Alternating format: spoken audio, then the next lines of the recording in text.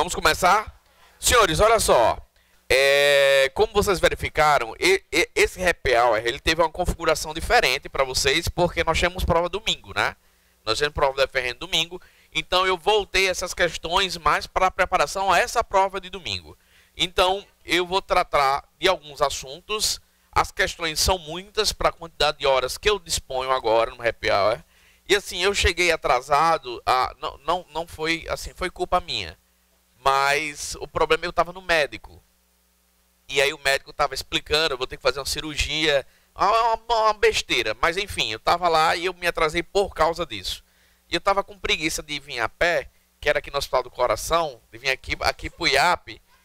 E aí eu estava esperando o Uber. O Uber se enrolou e demorou, eu tive que chamar outra, e o motivo do atraso foi esse. Mas na verdade eu estava esperando a pipoca. Então, olha só, o que a gente vai tratar? As primeiras questões que eu trouxe aqui para vocês são questões relacionadas à licitação pública. E eu preciso aqui agora de conceitos preliminares. Vamos logo mergulhar nessa nossa primeira questão ao tratar aqui de licitação pública. Olha só, essa questão da Comperv, certo? Essa questão da Comperv, olha só. A Lei 8666 de 93 regulamenta as licitações e contratos da administração pública. Contudo, algumas situações previstas na lei permitem a não ocorrência do processo licitatório. Uma situação passível de inexigibilidade da licitação de medicamentos é... Olha só, aqui ele está falando da compra direta.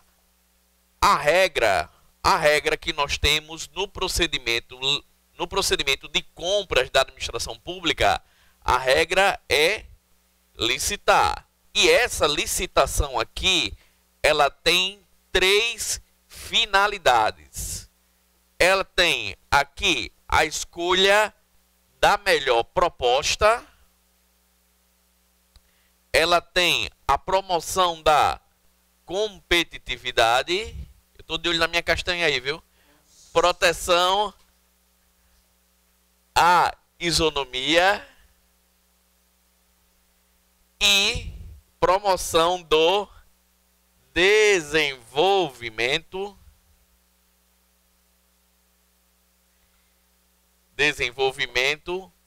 nacional sustentável. Olha só.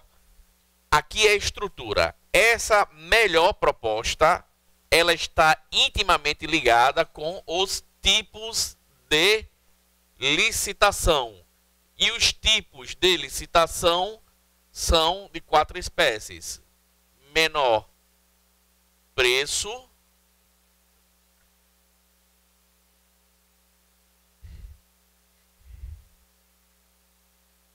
melhor técnica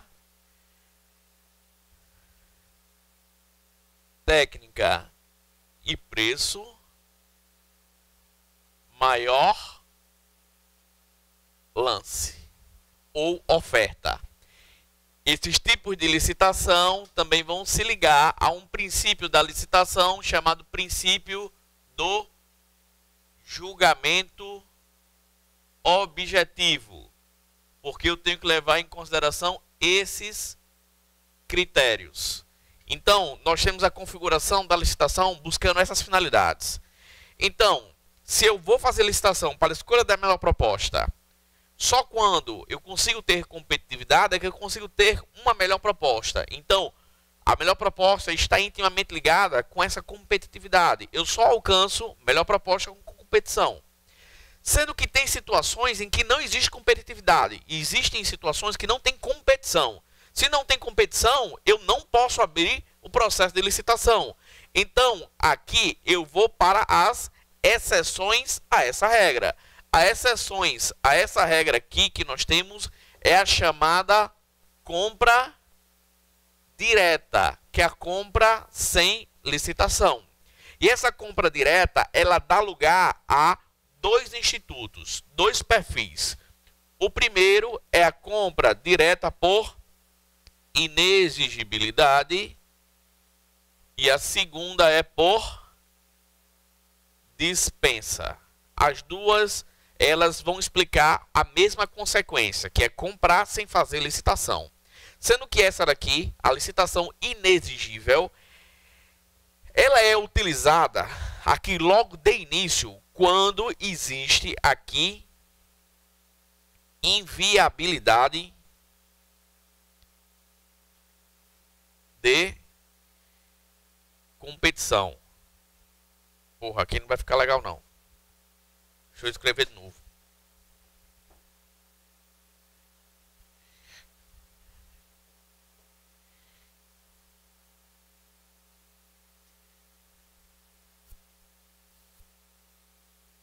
Inviabilidade de licitação, certo?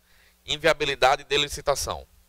E aqui, ó, aqui não existe liberdade para fazer licitação. Aqui a administração pública está proibida de licitar. Ela não pode licitar. Então aqui, licitação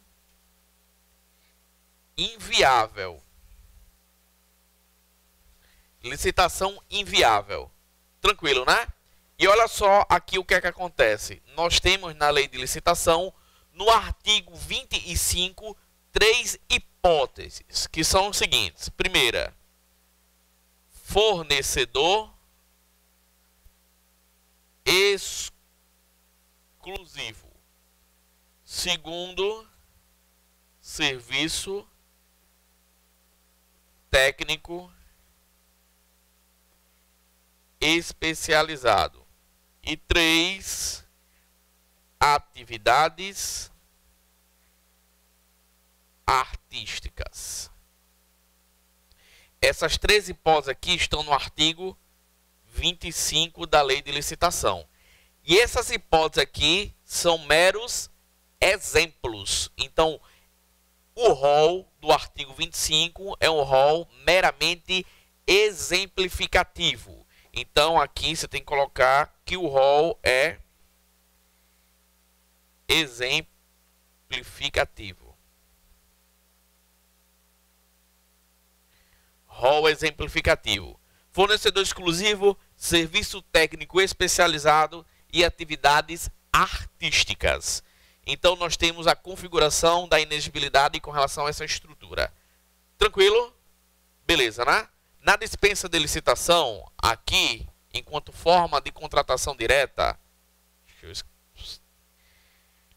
aqui nós temos o seguinte, aí faltou espaço para escrever a dispensa de licitação, mas vai na raça. Dispensa de licitação, aqui a competição, certo? Existe competitividade. Se existe competitividade, eu posso ou não posso fazer licitação? Se existe competição, então a licitação ela é viável, ela é possível, certo? Então ela é viável. Então aqui a viabilidade de licitação. E por que não faz? Porque determinadas razões de interesse público abrem a possibilidade de não fazer. E que hipóteses são essas? São as hipóteses do artigo 24 da Lei 8666. E aqui, esse rol, ele é um rol taxativo. Você pode ver que ele tem várias hipóteses e somente pode fazer dispensa nesses termos. Beleza? Essa é a forma de licitação. Essa é a estrutura da licitação. Vamos resolver a questão?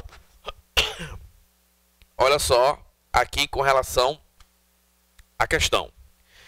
A lei 8666 regulamenta licitações e contratos da administração pública. Contudo, algumas situações previstas na lei permitem a não ocorrência de processo licitatório. Uma situação passível de inexigibilidade de licitação de medicamentos é compra a laboratórios oficiais. Toma cuidado, comprar laboratórios oficiais não é inviabilidade de competição, porque determinados medicamentos eles são produzidos por mais de um laboratório. Se eles são produzidos por mais de um laboratório, aí o que é que acontece? Existe competitividade. Se existe competitividade, você pode eventualmente abrir licitação. Então tá errado. Alternativa B, aquisição de valor de até R$8.000. Aqui é caso de dispensa de licitação. É caso de dispensa de licitação. C. Inviabilidade de competição. É inexigível aí? É essa alternativa que é a alternativa correta. Calamidade ou emergência. Calamidade ou emergência é dispensa de licitação. Veja que aqui, quando tem uma emergência ou uma calamidade, quando você vai comprar, a situação calamitosa não transforma aquele produto, certo, em um produto exclusivo ou um serviço técnico especializado. O que existe é a necessidade de você comprar rápido e pode existir competição, pode existir competitividade. Então toma cuidado com isso. Tranquilo? Então a alternativa correta é a alternativa C. Questão número 2. Segundo o artigo 22 da Lei de Licitação, são 5 as modalidades de licitação. Uma delas é a modalidade convite. E aqui, as modalidades de licitação são as seguintes. E aqui você tem que puxar uma seta daqui, ó.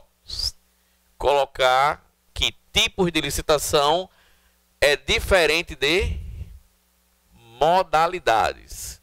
E as modalidades são as seguintes: concorrência, tomada de preço,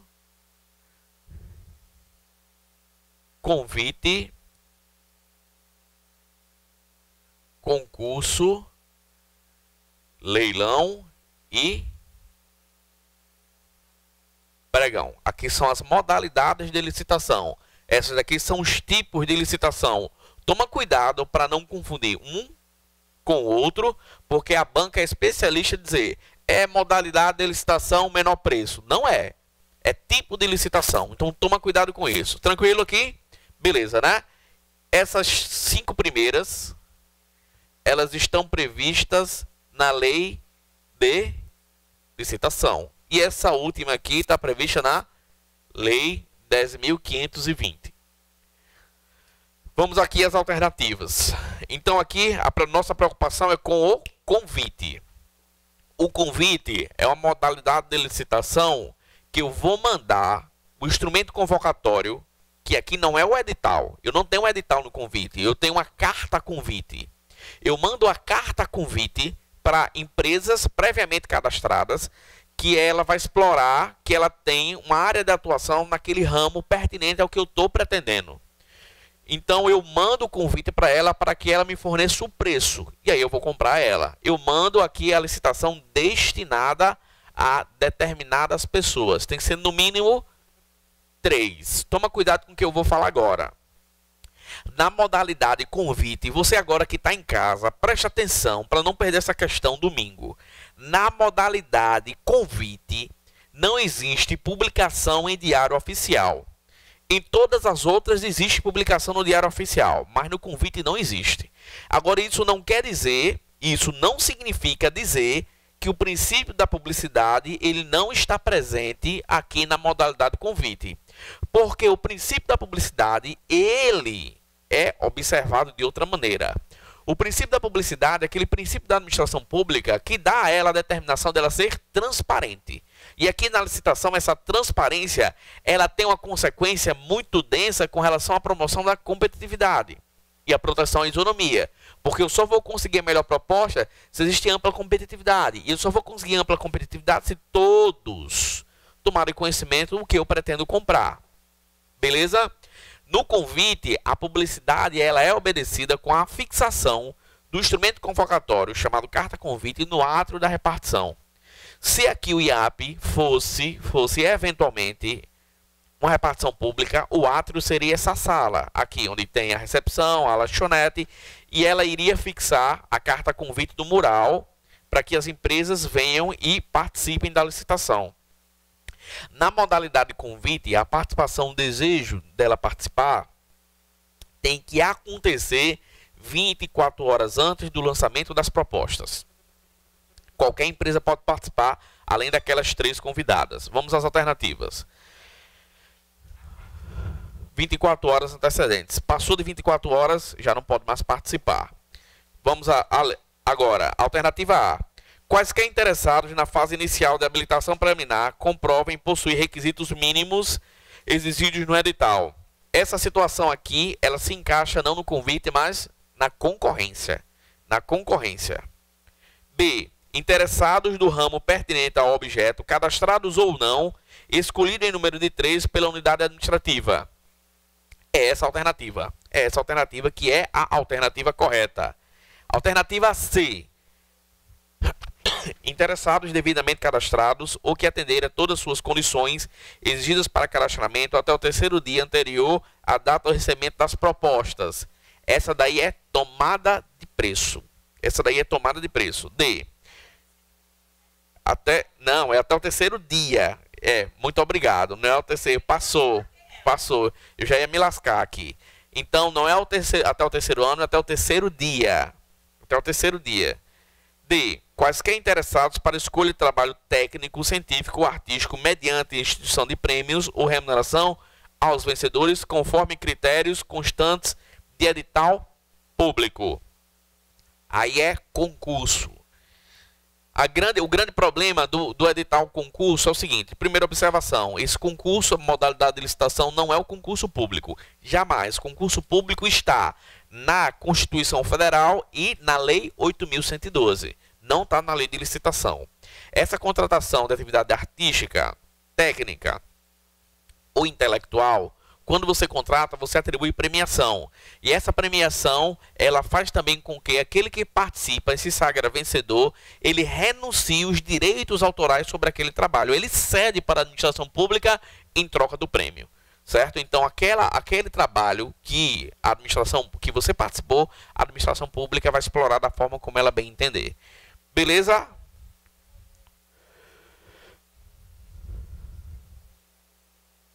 Em que? Mesmo que elas sejam convidadas. Mesmo que elas não sejam convidadas. Desde que ela aqui manifeste interesse em 24. Não, nos convites ela pode convidar até empresas não cadastradas. Que vai ser no ramo pertinente ao objeto. Certo? Questão número 3.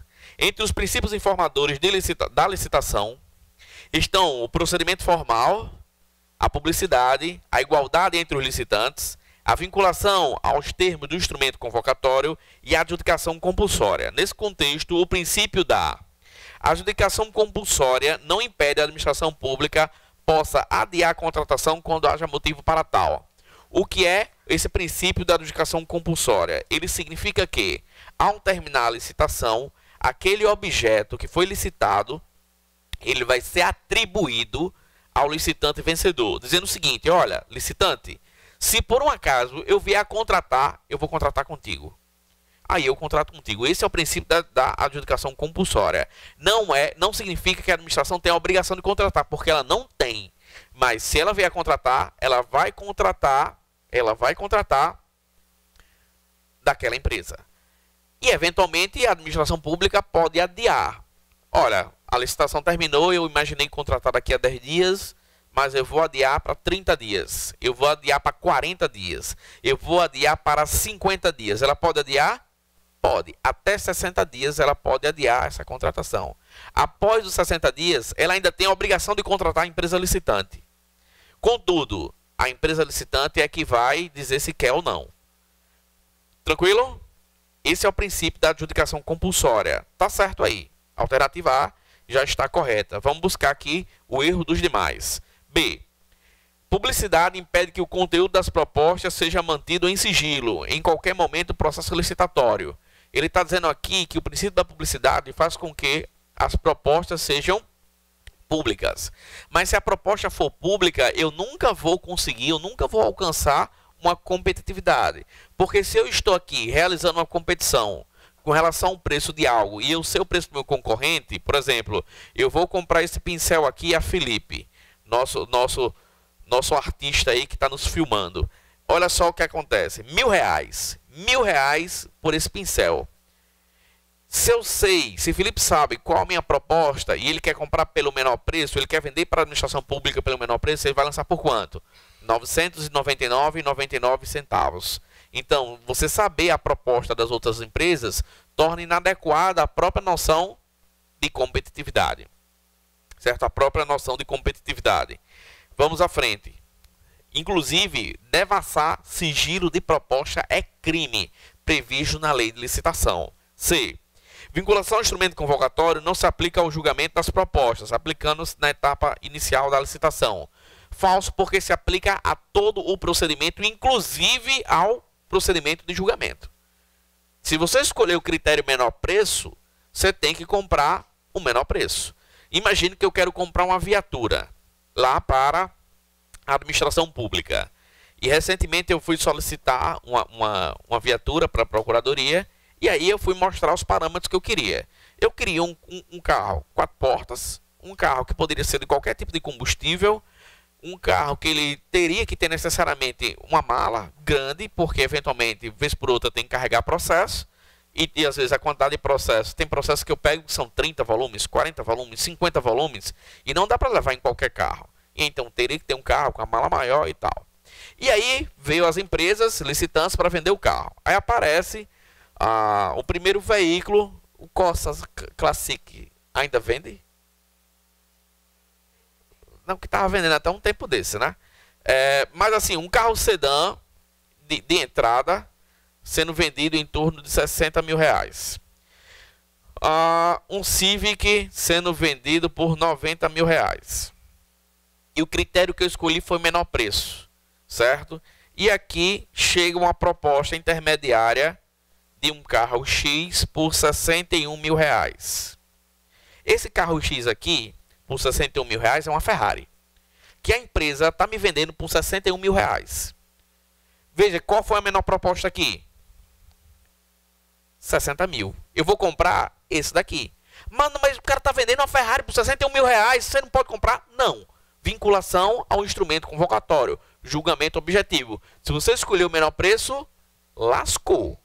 Tem que comprar pelo menor preço. Você não pode aqui adotar aqui um critério de qualidade ou de marca para comprar um produto mais caro. Aí é julgamento objetivo. Então tá errado a letra C também. Letra D. Igualdade entre licitantes que impede a licitação de preveja qualquer critério de desempate. Falso, que nós temos aqui critérios de desempate, critérios de desequilíbrios previstos na própria lei de licitação, como por exemplo desequilíbrio para empresas de pequeno porte e microempresa. O que é o segredo aí com relação a esse desequilíbrio? É que esse desequilíbrio ele só pode ocorrer, ele só pode acontecer se a legislação assim prevê. O edital não pode criar violação à isonomia. Só quem pode criar é a lei, é a legislação. Então a alternativa correta da questão número 3 é A. Questão número 4. Conforme entendimento da doutrina, licitação é um procedimento integrado por atos e fatos da administração e atos e fatos do licitante, todos contribuindo para formar a vontade contratual. Com relação à modalidade de licitação previstas na lei de licitação, alternativa A. A tomada de preço é vedada para a contratação de obras e serviços de engenharia de valor até R$1,5 milhão de reais. Está falsa que a tomada de preço é justamente para o valor até R$1,5 milhão e partindo de 150 mil, que é o valor do convite. Partindo de 150 mil até R$1,5 milhão é justamente a tomada de preço. Isso para a nossa prova. Para a nossa prova. Hã? Como? Não, mudou. Os valores da licitação mudou recentemente por decreto. E o que é que acontece? O decreto ele foi editado no dia ou foi 14 ou foi 15 de junho. Alterando. O nosso edital ele foi do dia 8 de julho da UFRN. No conteúdo do edital diz: a legislação a ser aplicada para efeitos e fins de concurso público será aquela com data em vigor a partir da publicação do edital. Então, todas as normas que tenham vigor até o dia 8 serão aplicadas para o nosso concurso. O que é que aconteceu com o decreto? O decreto foi anterior, não foi? Sendo que dentro do decreto ele diz: esse decreto entra em vigor somente depois de 30 dias. Então, ele jogou para o dia 15 ou 14 de julho. Então, cai no nosso concurso? Não, cai prazo e valores antigos. E aí o segredo é, para você não morrer, já que você aprendeu a numeração antiga, é só você multiplicar os valores por 2,2. Multiplica por 2,2, morreu Maria Preá. Você vai ter aqui os novos valores. Eu não vou calcular, eu me recuso porque eu não sei calcular. Alternativa B. O leilão ocorre entre interessados devidamente cadastrados ou que atendam todas as condições exigidas para cadastramento até o terceiro dia anterior à data do recebimento das propostas, observada a necessária qualificação. Nesse caso aqui, se encaixa não com leilão, mas com tomada de preço. O concurso ocorre entre quaisquer interessados que, na fase inicial da habilitação preliminar, comprovem possuir requisitos mínimos de qualificação exigidos no edital para a execução do seu objeto. Isso aqui é concorrência. Se tudo está errado, tem que estar certo pela caridade, alternativa D. A administração poderá utilizar a tomada de preço nos casos em que couber convite e nos casos em que couber a tomada de preço e o convite poderá utilizar a concorrência. O que é que eu quero dizer para vocês com relação a essa estrutura? Tá certo. Olha só, esse procedimento aqui é o procedimento mais complexo. É o procedimento que tem o maior ritual, a maior liturgia para efeito de compras de bens e produtos. Na medida em que você vai descendo também o procedimento e você vai deixando ele mais simplificado. E quando você chega no convite, ele é o procedimento mais fuleiragem que tem. Que até assim, você não publica nem em diário oficial, você manda o convite para a empresa, então é muito simples. Então, olha só, no preço do convite eu posso adotar tomada de preço.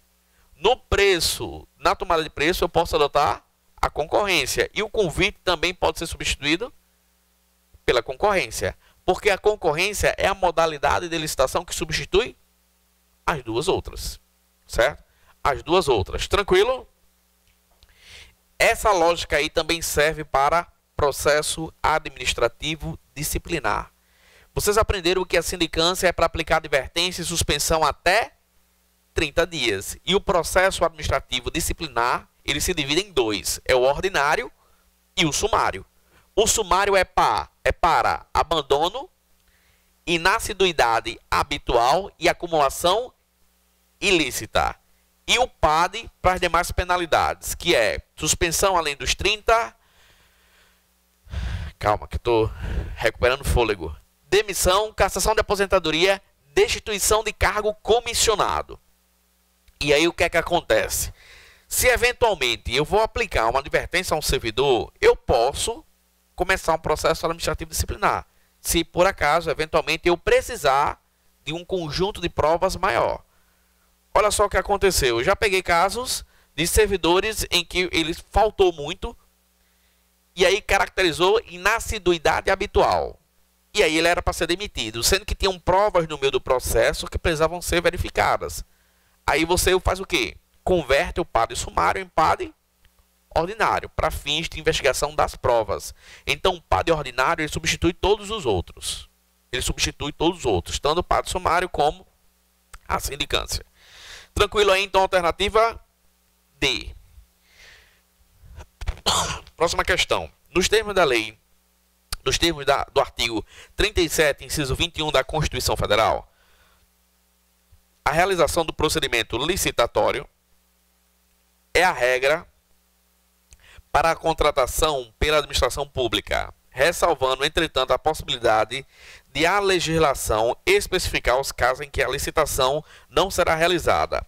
A lei de licitação prevê hipóteses em que haverá dispensa ou inexigibilidade de licitação, com base nas hipóteses legalmente previstas. Alternativa A. A inviabilidade de competição é a principal característica do caso de dispensa de licitação, enquanto as hipóteses de inexigibilidade tratam de situações em que a concorrência ela é possível. Falso, porque aqui a inviabilidade de competição não caracteriza a dispensa, mas a licitação inexigível. B. É vedada a dispensa de licitação de obra ou serviço de engenharia, seja qual for o valor da contratação, dada a incompatibilidade da dispensa com a modalidade de licitação. Falso que nós temos uma hipótese de dispensa de licitação para obra, que é até R$15 mil. R$8.000 é para compra de produtos ou serviços. Alternativa C. A licitação é inexigível quando a União tiver que intervir no domínio econômico para regular preços ou normalizar o abastecimento, de modo a viabilizar o atendimento da supremacia do interesse público. Não é inexigível, é dispensa de licitação. Dispensa de licitação. Se tudo está errado, tem que estar certa a letra D. É dispensável a licitação para aquisição ou restauração de obra de arte, de objeto histórico, de autenticidade certificada, desde que compatível, inerentes às finalidades do órgão ou entidade. Tá certo aí? Redondo.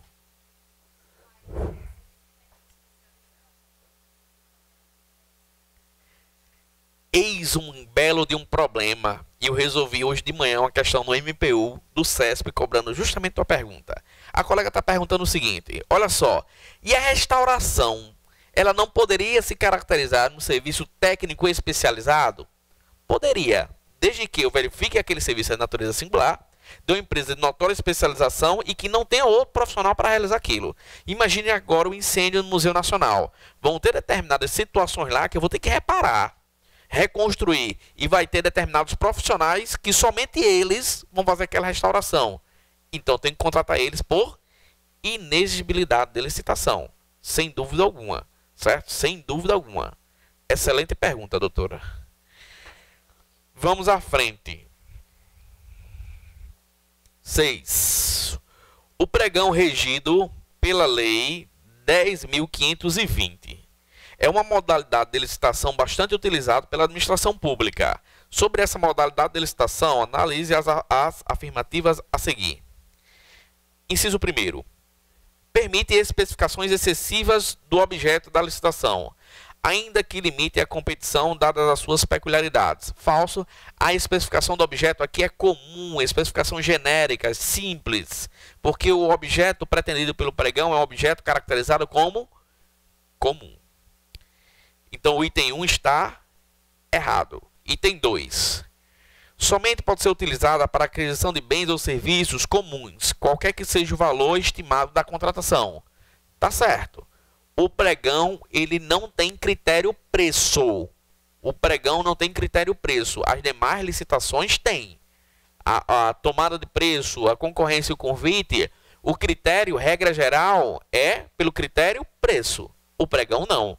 O pregão você compra qualquer valor, contudo, tem que ser um bem ou serviço comum.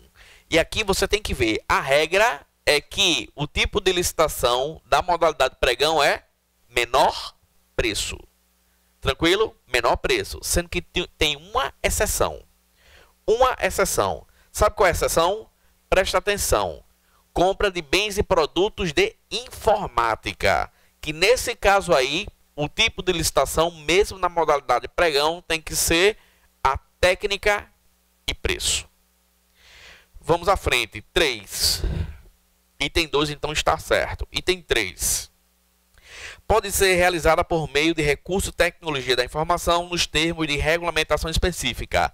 É o famoso pregão eletrônico, que é responsável pela compra de mais de 85% dos bens e produtos, eu acho que até mais do que esse percentual, dos bens e produtos da administração pública. O item 2 e o item 3 está certo. O item 4. Permite a exigência de garantia da proposta de modo a preservar o interesse da administração. Está falso, certo? Não permite exigência de garantia. Então aí, correto aí é o item 2 e o item 3. 2 e 3. Alternativa B. Vamos agora começar Lei 8.112. Tá bom de licitação, né? Lei 8.112.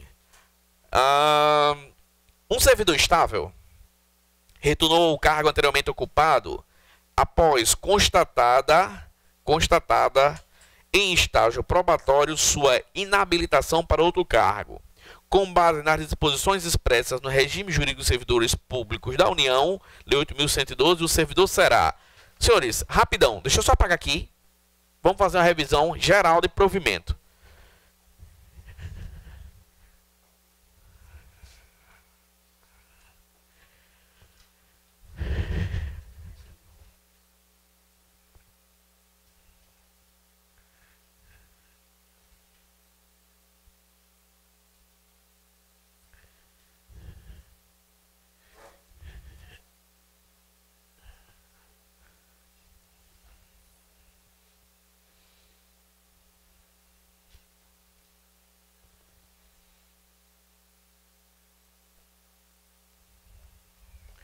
Vamos matar formas de provimento. Olha só. Formas de provimento. Primeira forma de provimento que nós temos é a nomeação. É a forma de provimento originária. Todas as outras modalidades derivam da nomeação, certo? E quais são as outras? Pró-rerê, arerê. Pró-rerê, arerê. Parece araqueto, né? Olha só. Promoção. Reversão.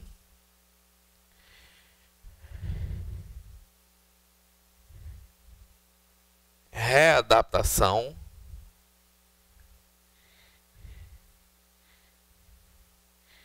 Aproveitamento.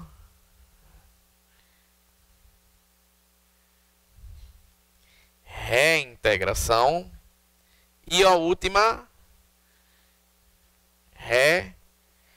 recondução. Senhores, promoção, a própria palavra já explica. É você ser promovido por critério ou de antiguidade ou de merecimento, você adere a um cargo superior. E aí você desocupa o que você está e ocupa um novo cargo. A promoção é uma forma de provimento e de vacância automática, porque você deixa vaga o cargo que você ocupa e ocupa um novo. Tranquilo? Beleza. Reversão. Aqui, ó, é só para você aprender. Não sendo politicamente correto. O V é V de quê? De velho, certo? Então é o retorno do aposentado para a atividade. E esse retorno, ele pode ser de duas formas. Ou ele é ex officio ou ele é voluntário. O ex officio é por... Agora não sai. Por invalidez. E o voluntário é a pedido. Aí você pergunta, para que danado um servidor aposentado ele quer voltar para trabalhar? E aí eu mando um abraço pro meu sogro, que deve estar assistindo agora em casa. Meu sogro se aposentou. E ele começou a trabalhar lá, se aposentou, foi para casa, e a expectativa dele, da aposentadoria, tem aquelas fotos do Insta, né, do Facebook, expectativa e realidade. Expectativa dele, deitado numa rede, assistindo a série dele, que ele é louco por televisão. A realidade, a esposa dele, minha sogra, mudou o nome dele para Jaqui. Já que você não está fazendo nada, vá no supermercado. Já que você não está fazendo nada, vá pintar a porta. Ele disse, eu vou ficar nessa porra aqui sem fazer nada que eu quero, trabalhando, eu vou voltar para ganhar dinheiro lá na empresa. Aí voltou. Aí você solicita, é possível. A reversão de ofício é por invalidez. Readaptação, senhores, aqui eu vou dizer mais uma vez. Aqui não estou sendo politicamente correto. Eu estou fazendo aqui para você acertar a questão. O A é de quê? Não sou eu que estou falando, foi ela que falou. É de aleijado, certo? Que é quando a aptidão física ou mental, eu não falei, foi ela que falou. A aptidão física ou mental, ela é diminuída e você vai colocar ele em um cargo compatível com a redução de sua capacidade. Seja física, seja mental. Imagina a Assis. Assis, vocês são alunos de Assis aqui também, né? O nosso coach, ele é professor de Direito Constitucional. E ele é PRF, ele é Policial Rodoviário Federal. E o Policial Rodoviário, ele precisa, vez por outra, fazer as diligências. Pegar o veículo e ir para BR, enfim. O que é que acontece? Imagine que a CI sofre um acidente e perde os braços e as pernas. Tem como ele ainda exercer essa atribuição de Policial Rodoviário Federal? Não tem. Ele vai ter que ser readaptado, no caso, para outro cargo. Certo? Ou aposentado por invalidez. Aproveitamento é para aquele que está em disponibilidade. A reintegração, o I aqui, ó, é de injusto. É aquele que foi injustamente demitido, é o retorno dele à administração pública. E a recondução, a última, é do azarado. É do cara que tem azar. Primeira situação de recondução é quando o cara é reprovado no estágio probatório. E ele era estável no outro cargo. Se você conhecer alguém que foi reprovado no estágio probatório, por favor, me diga.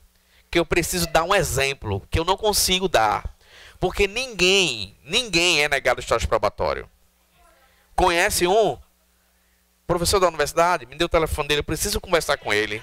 Eu preciso conversar com ele, eu quero saber o que foi que ele fez. Porque para ser negado o estágio probatório, tem que chutar o balde com muita força.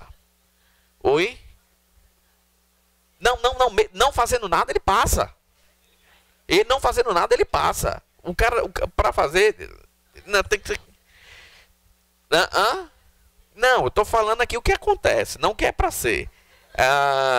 Tranquilo, recondução com relação a isso. Então essa é a primeira hipótese. A segunda hipótese é a reintegração do anterior ocupante do cargo.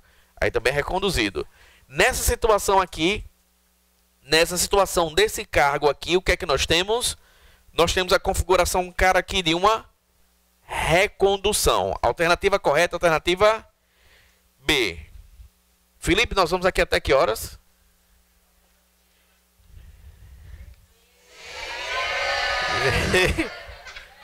Valeu, Felipe. É isso aí, meu. Vamos à frente. Vai ter aula aqui nessa turma não, né? A gente vai até quando terminar a lista. De acordo com as normas previstas no regime jurídico dos servidores públicos civis da União, remuneração é... O que é a remuneração? A remuneração que nós temos é a seguinte, olha só. Nós temos a configuração do vencimento.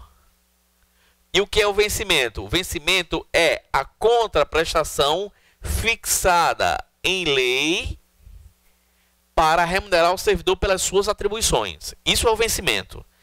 E o vencimento, ele pode compor a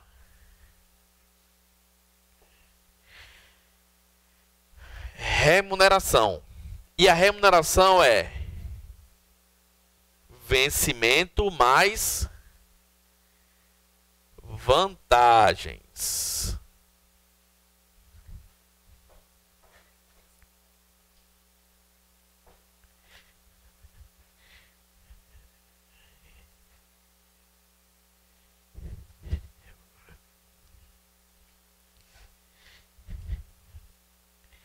Vencimento mais vantagens.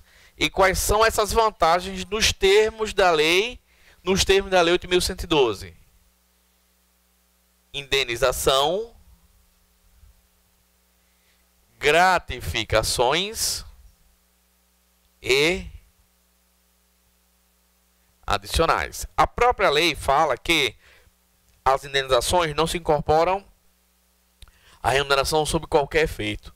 Restou então que a remuneração é o vencimento mais vantagens, sendo elas gratificações e adicionais. A lei, ela poderá dizer o seguinte: a lei, ela pode estipular que determinada gratificação adicional, apesar de estar caracterizada como gratificação adicional, ela pode dizer que não se incorpora ao vencimento sob qualquer efeito. Exemplo, gratificação de encargo de curso e concurso, a GEC. Tá lá na lei 8.112 dizendo que a GEC é uma gratificação, contudo ela não se incorpora ao vencimento ou à remuneração para qualquer efeito. A consequência disso é o seguinte, olha só. Imagine que nós temos um servidor recebendo 10 mil reais. Por que 10 mil? Porque eu só sei calcular com o número de rombo, número redondo. 10 mil, certo? Esse daqui é o vencimento dele. Ele recebe, além do vencimento, ele recebe aqui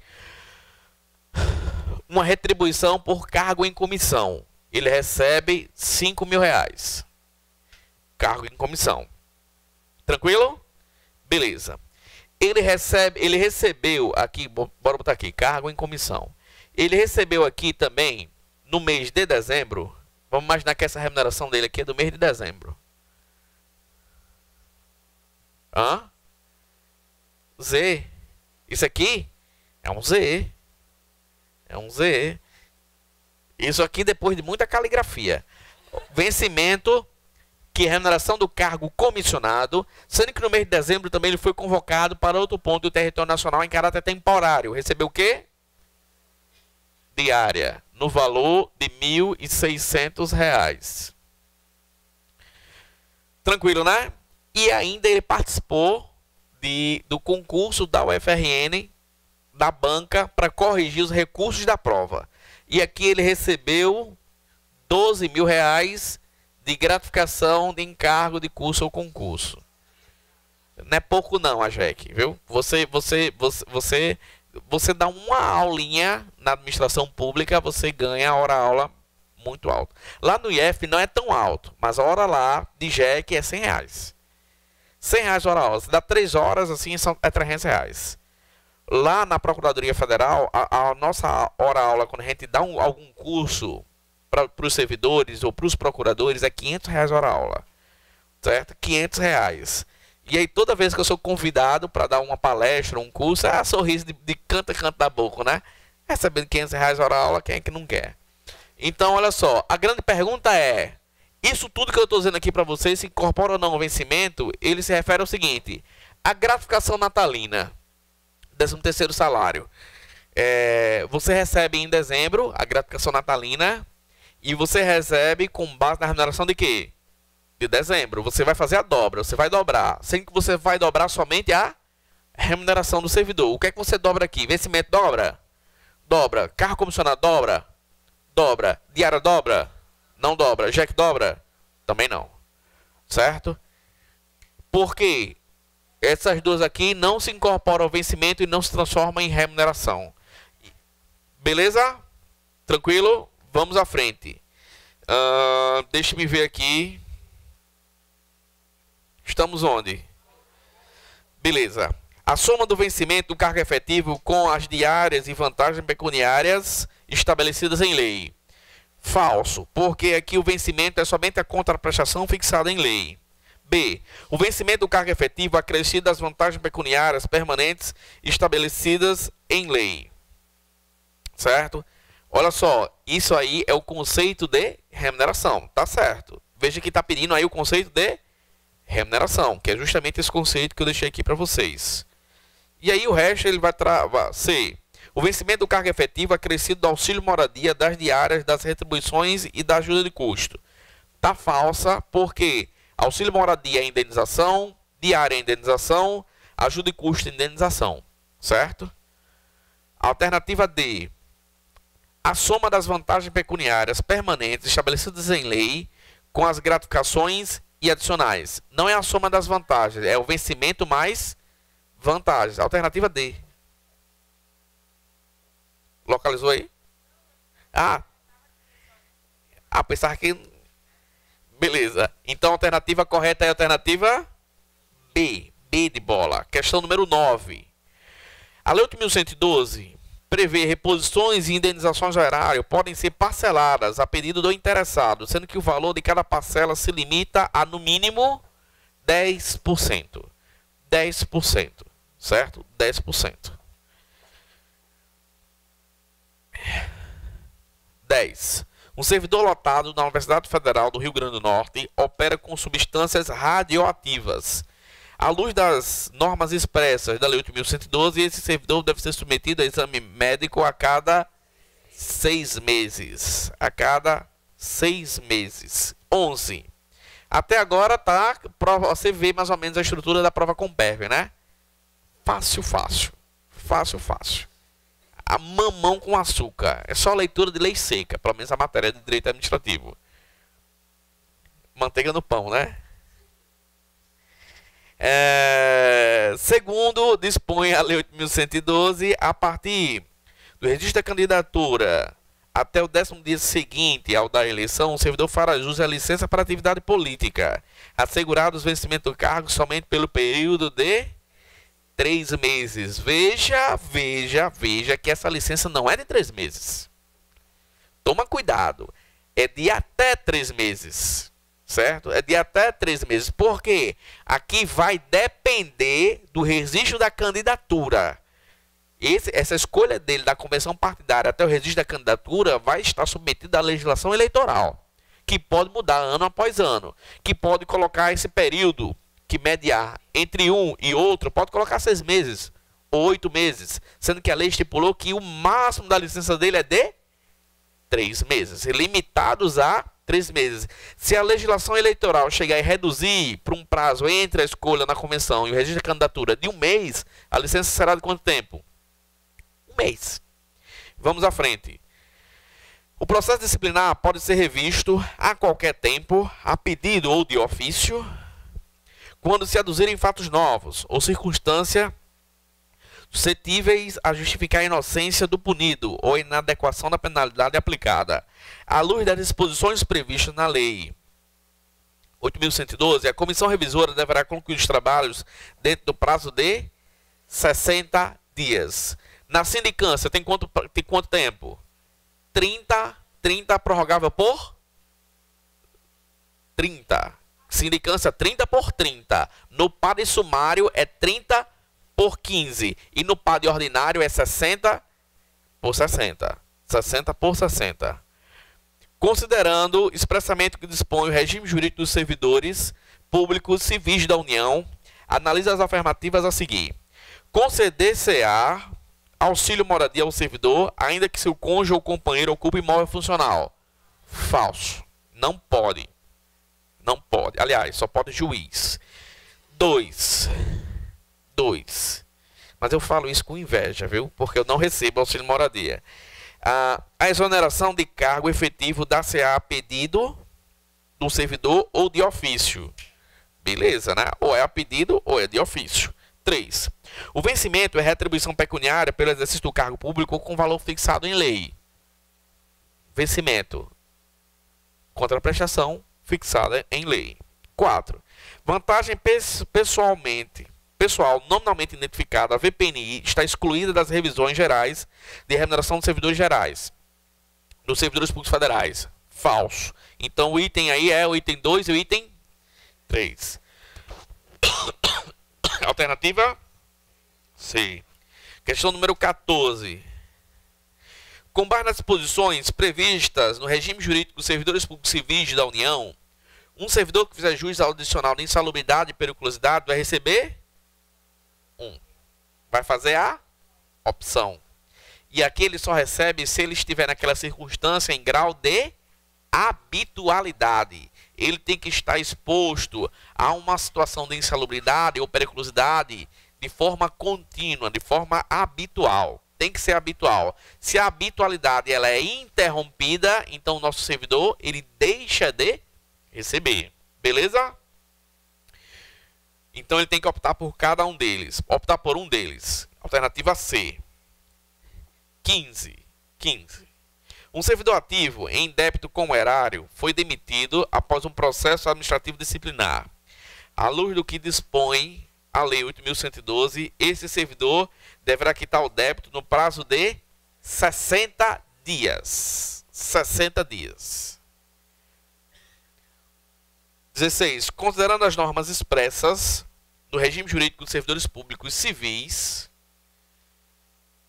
da União, analise as afirmativas a seguir. John, não coma todas as pipocas, não. Deixa um pouquinho para mim. O servidor terá direito à licença para atividade política sem remuneração durante o período em que mediar entre a sua escolha na convenção partidária como candidato eletivo e a véspera do registro da sua candidatura perante a Justiça Eleitoral. Beleza, tá redonda aí, é sem remuneração. Mas, professor, será que vai vantagem? Vai ser vantagem se eventualmente o partido político pagar a remuneração dele. E normalmente é essa negociação que se faz. 2. Concluído o serviço militar, o servidor terá até 20 dias sem remuneração para reassumir o seu cargo. Não é 20, é 30 dias. 3. A licença para desempenho de mandato classista terá duração igual ao do mandato, podendo ser renovada em caso de reeleição. Tá redonda aí. Tá certo. A licença para tratar interesses particulares extinguirá o vínculo do servidor com a administração pública federal. Falsa. Certo? Falsa.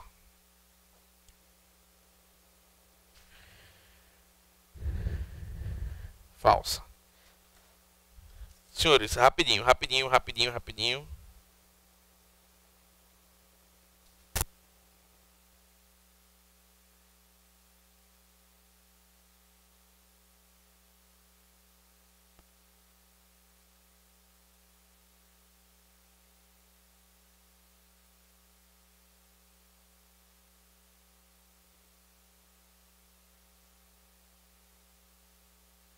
É que assim, era minha esposa. E ela sabe que eu estou em aula. Então, se ela está ligando, era porque tem alguma coisa urgente. Mas não, ela esqueceu que eu estava dando aula. Ela normalmente não liga quando eu estou dando aula, que ela sabe que eu estou aqui. Mas aí, quando ela liga, é porque aconteceu alguma coisa, desabou o mundo. Enfim. E agora eu me perdi completamente. 17. Um servidor lotado na Universidade Federal do Rio Grande do Norte será afastado para missão no exterior, à luz das normas previstas no regime jurídico dos servidores civis da União. A ausência desse servidor será de, no máximo, 4 anos. E fim da missão dele, ele só pode sair depois de igual período, certo? É até 4. E ele vai ficar até 4. Se ele ficou os 4, ele só vai sair depois de 4. Se ficar 3, depois de 3.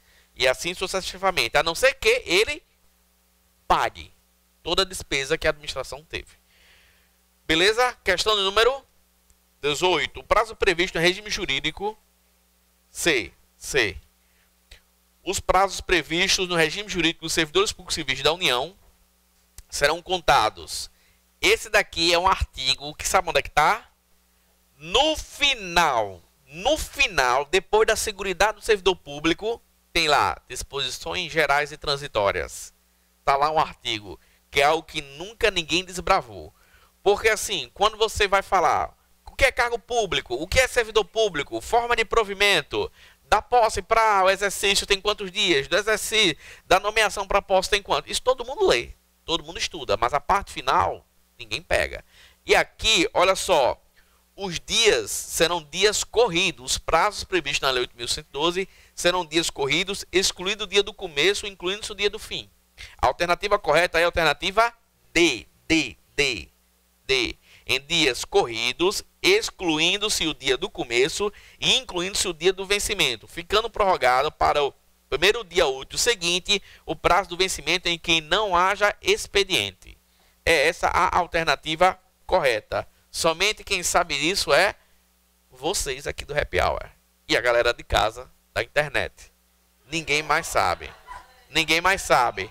Porque a Lei 8.112 não foi eu que dei para vocês. Certo? Só vocês sabem. Então esconda. Essa embaixo você fazer o quê? Felipe, essa gravação tá indo pro online direto ou não? Tá não, né? Tá indo direto não. Quando terminar a aula, pega ele, dá um cacete nele e toma a câmera. Que é só quem vai saber é vocês. Vamos à frente. 19. Segundo, dispõe a Lei 8.112, a gratificação natalina corresponde a 1/12 da remuneração que o servidor fizer jus no mês de dezembro, por mês de exercício do respectivo ano. Para fins de gratificação natalina, a referida lei considera mês integral a fração igual ou superior a 15 dias. Toma cuidado, a gratificação natalina é calculada com base na remuneração do mês de dezembro. Questão número 20. Considerando expressamente o que dispõe na Lei 8.112 acerca do direito de petição, analise as afirmativas a seguir. A administração deverá rever seus atos a qualquer tempo com derivados de ilegalidade. Tá certo, essa ilegalidade aí, qual é a forma que ela vai rever? Anulação. Tá lá na Lei de Processo Administrativo Federal. 2. O item 1 tá certo. 2. O prazo para interposição de pedido de reconsideração é de 60 dias. A contar da publicação da ciência pelo interessado a decisão recorrida. Não é 60, é 30 dias. O recurso cabível, quando interposto, não interrompe a prescrição. Interrompe sim a prescrição, o recurso cabível. Inciso 4. Caberá recurso do indeferimento do pedido de reconsideração.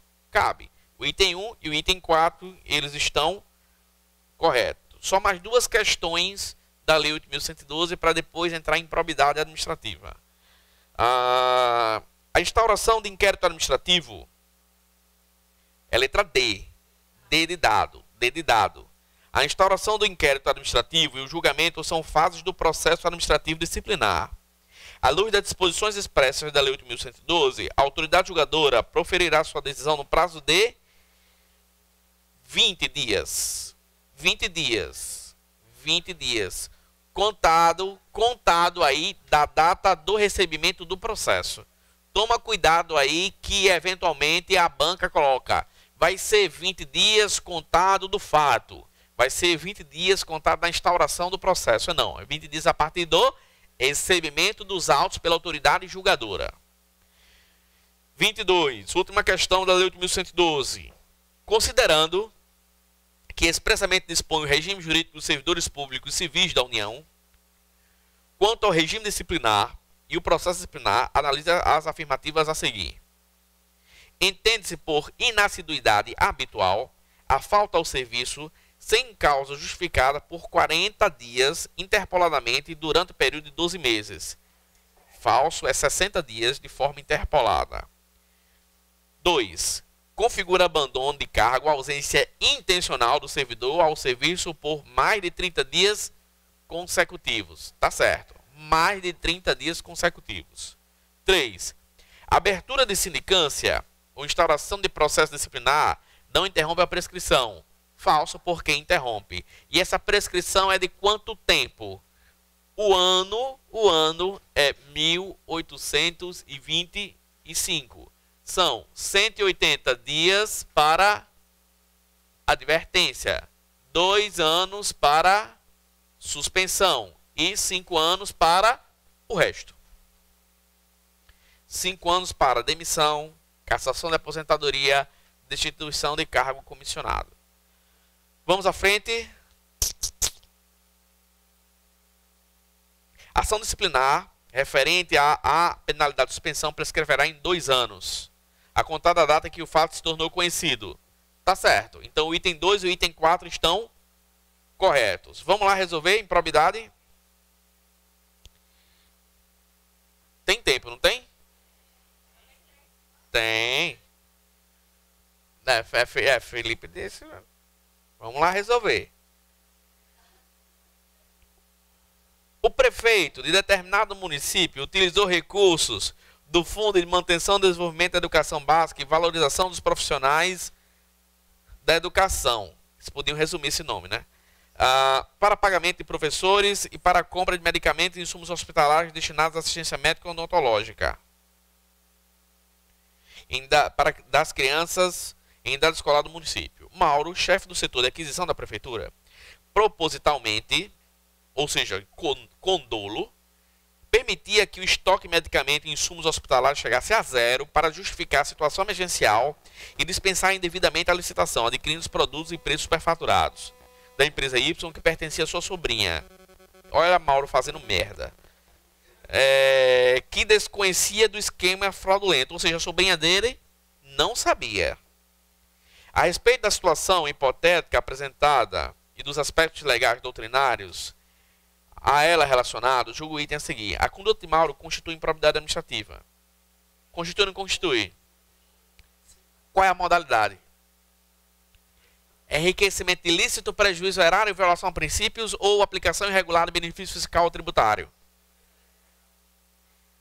Veja que não tem aí que ele está recebendo vantagem indevida. Então a situação dele aí é lesão ao erário. Certo? Lesão ao erário. Se, contudo, ele recebesse um toco para fazer isso, enriquecimento ilícito. Repita, eu não escutei.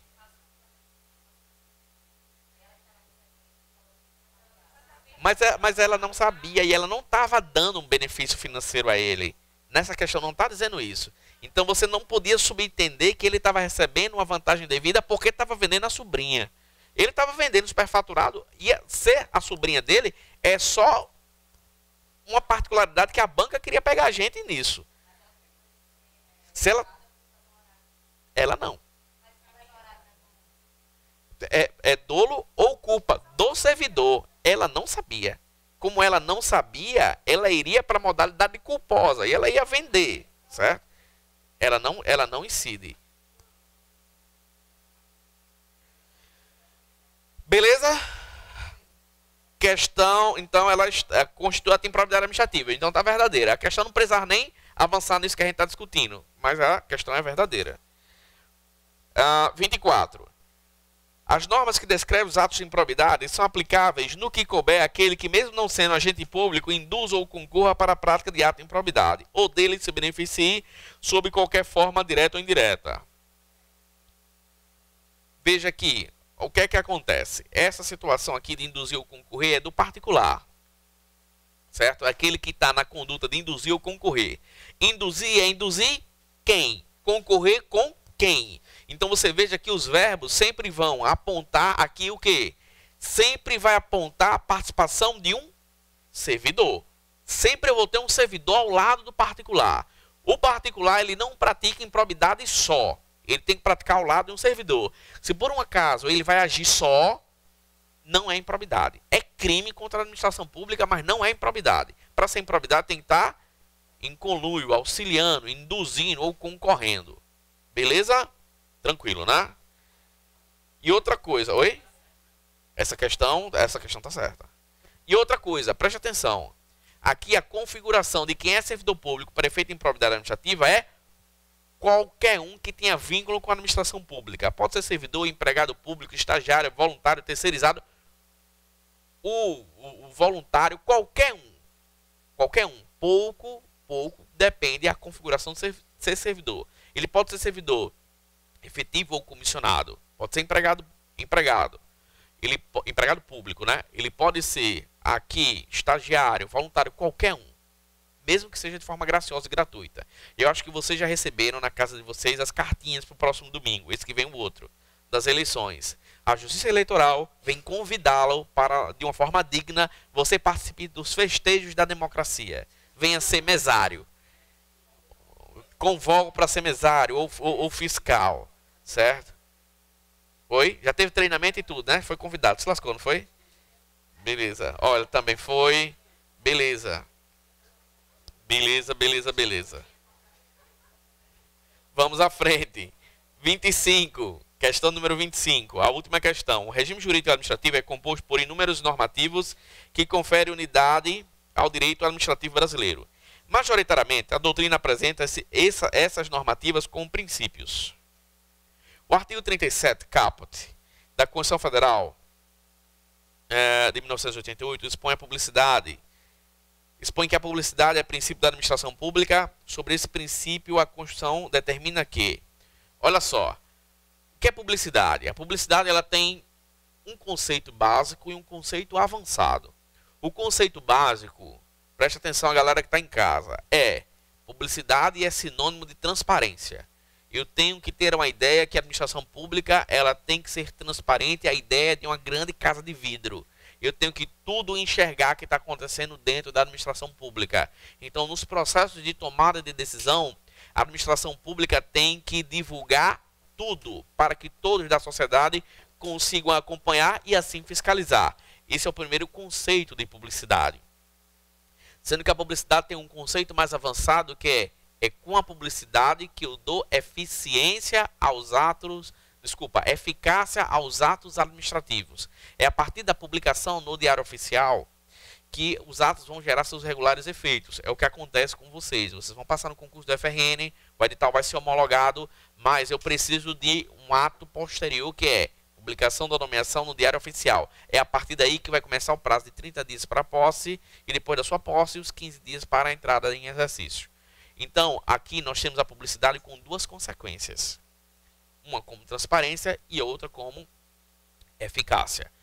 E em todo e qualquer caso, a publicidade ela tem que ter uma conotação, uma destinação para informar, para educar e dar orientação social. A Justiça Eleitoral ela fez uma expectativa e um prognóstico que essas eleições agora, no próximo domingo, elas seriam caracterizadas pela eleição que ia gerar o maior número de abstenção na história das eleições. A última de 2014, o percentual de abstenção já foi em torno de 20%. Se você levar em consideração que a diferença do primeiro para o segundo candidato foi de poucos, foi 3 ou foi 4 milhões de votos, eu não sei de cabeça, que foi menos, bem menos do que a quantidade de abstenção. Então, a quantidade de abstenção foi decisiva para o resultado eleitoral. E a expectativa é que esse ano a margem ainda aumente um pouquinho mais. Então a Justiça Eleitoral caiu na televisão, nas redes sociais, fazendo uma publicidade muito intensa para informar a população da relevância do ato de votar. E aí ela está fazendo o quê? Publicidade, do caráter informador, de orientação social, campanha de vacinação, orientação social. Tranquilo? Beleza? Vamos às alternativas. Alternativa A. É proibido ao poder público formular publicidade de qualquer espécie, inclusive aquelas realizadas por órgãos públicos com caráter educativo, informativo ou de orientação social. Falso. B. A publicidade dos atos, programas, obras, serviços e campanhas dos órgãos públicos deverá ter caráter educativo, informativo ou de orientação social. Dela não podendo constar nomes, símbolos, imagens que caracterizem promoção pessoal de autoridades ou servidores públicos. Isso aí já é a alternativa correta. Acabou, morreu Maria Preá, não tem mais o que resolver. Senhores, por hoje é só. Façam uma excelente prova. Deus ilumine vocês no domingo. Valeu, valeu, valeu.